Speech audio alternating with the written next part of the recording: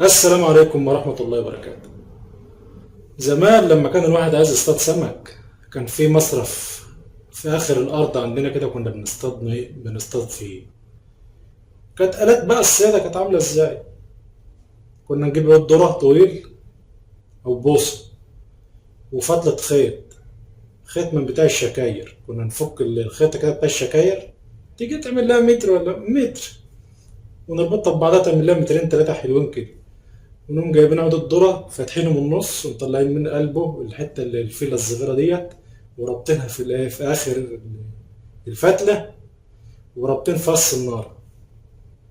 كانت أحسن أيام صيادة تصطاد في الوقت ده. كان بيبقى فش في وقت أيام الصيف، من شهر 7 و8 وشهر 6 كمان، 6 و7 و8.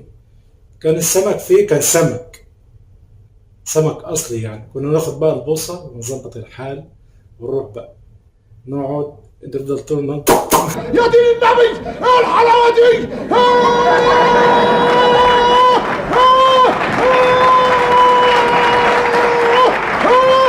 عظمه على عظمه يا ست.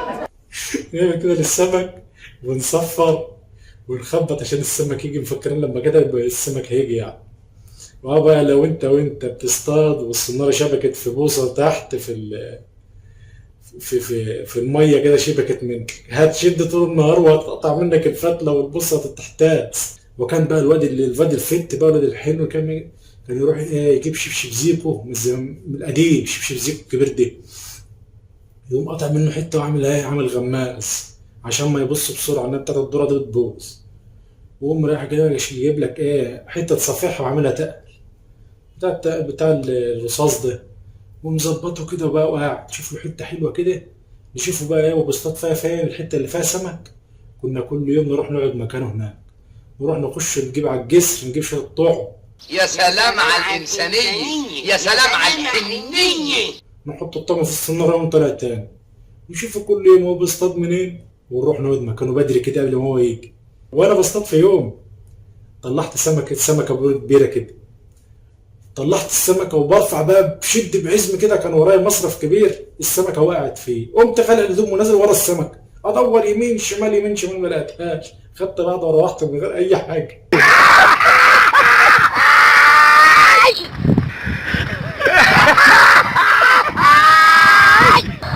كمان واحد، كمان واحده والنبي يا ري. كفايه بقى، ده كمان واحد، كفايه بقى. ده كمان واحد. كانت ايام جميله. وكان يجيبوا الجوابي، كانوا يحطوا الجوابي في بعرض المصرف، يحطوا الجوابي كده، يحطها امتى في العصاري كده، ويصبحوا الصبح من بدري من ورا الفجر كده، ومنزلين رايحين جامعين السمك وسايبينها زي ما هي.